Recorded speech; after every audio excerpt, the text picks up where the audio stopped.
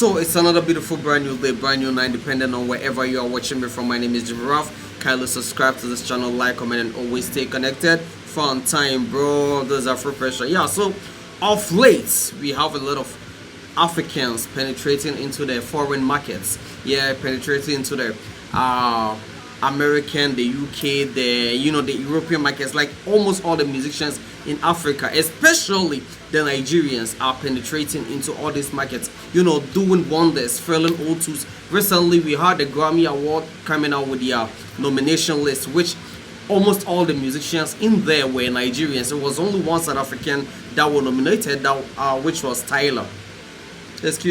Almost all the musicians were South Africans.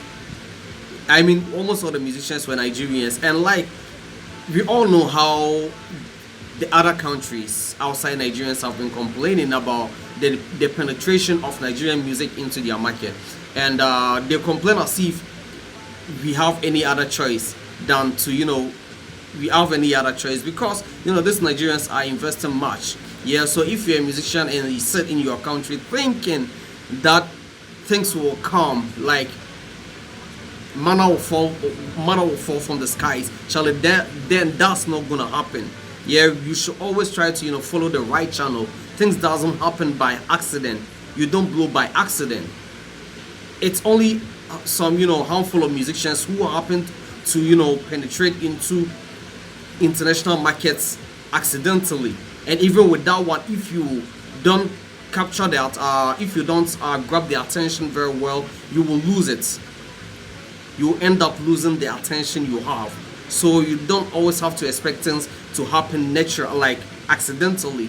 You have to draw a distance. You have to draw a roadmap. You have to construct a serious roadmap to wherever you want to get to. You understand? So with Nigerians reigning at the moment, it's no fault of theirs. It's with the investment and the kind of songs they are producing at the moment, that's what's making them penetrate. Yeah, so recently the Grammy, even yesterday I made an editorial of the top 10 Afrobeat musicians that were the Billboard top 10 Afrobeats and Afrobeat artists musicians. And it was very interesting to see only Nigerians there, apart from Libyanka, who even has a Nigerian influence.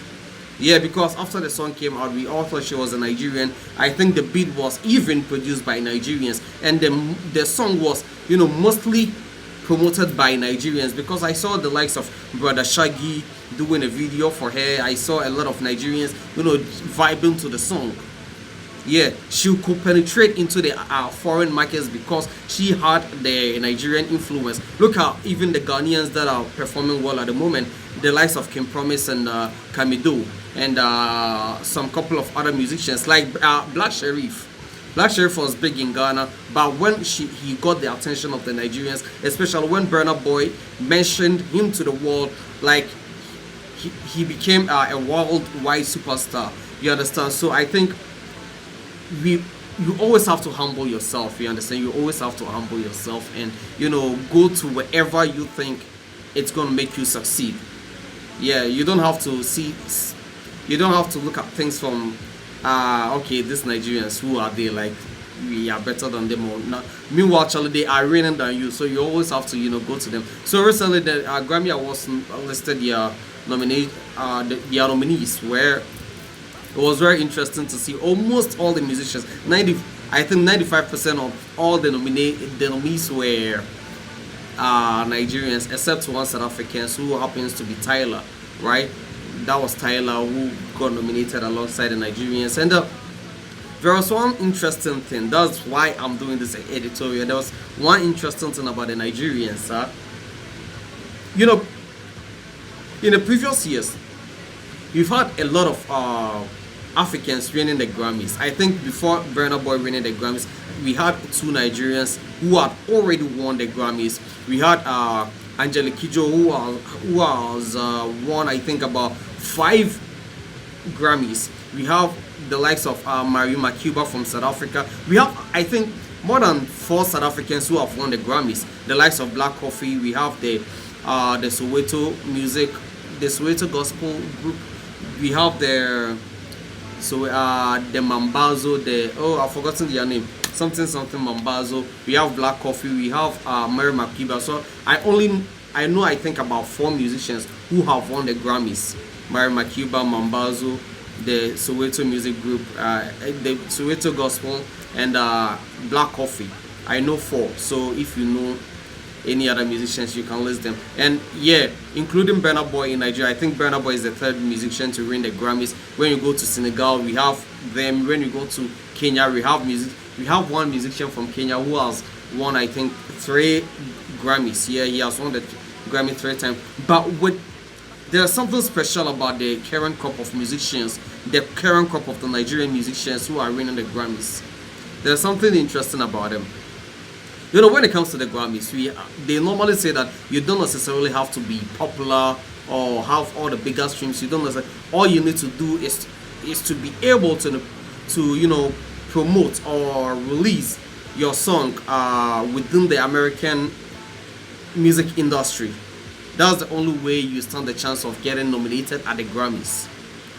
Yeah, that's what they say. And looking at all the previous winners, they are normally musicians who are not really huge.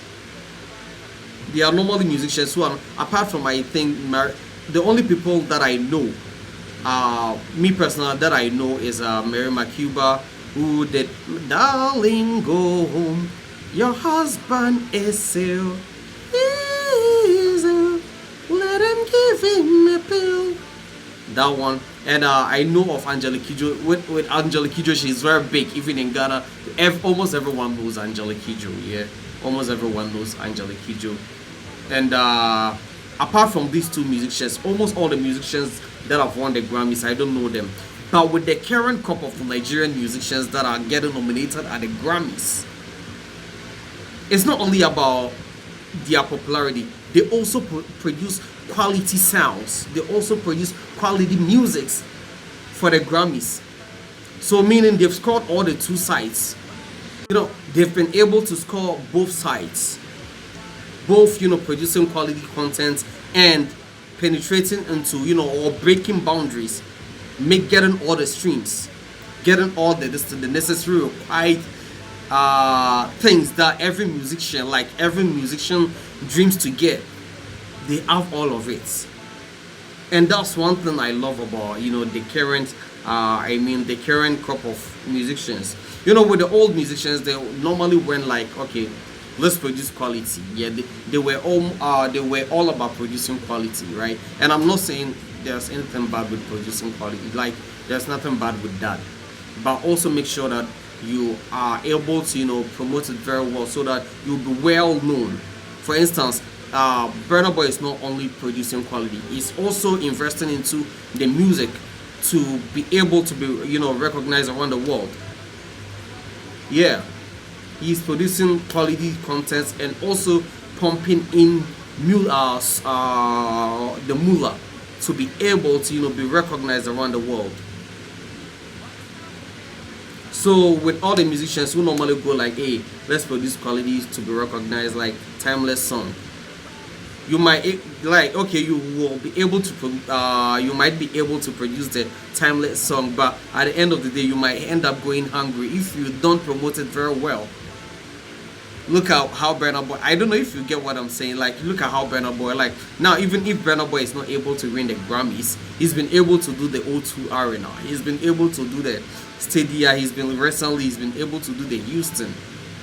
You understand? So I think we shouldn't only, like I said previously, that it's very good to win the Grammys, okay, but it's also necessary for us to think of filling the O2 Arena done, because with the O2 Arena I see it to be more achievable than winning the Grammys. Yeah, I see it to be more achievable than winning the Grammys. When it comes to the Grammys, like they are the only people who know the necessary required. They are the only people who know what they need from a musician. Because you may think that I've produced the best of music, but may end up not winning the Grammys. But when it comes to the O2 Arena, like, you know for sure that when you invest right and produce quality songs, you'll be able to fill the O2 arena. You'll be able, like, you will stand a higher chance of filling the O2 arena. So I think, yeah, in as much as we are fighting for the Grammys, we should also be fighting for the popularity and, yeah, those kind of things. Because all these previous musicians, most of the musicians that won the Grammy, we never knew them. Look at even the Ghanaian, Reki Dawuni, who is always representing Ghana at the Grammys. How many people know him?